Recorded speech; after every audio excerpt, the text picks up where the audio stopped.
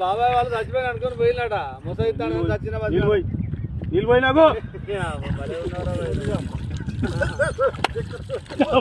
దీనికి ఎందుకు పన్న వాళ్ళ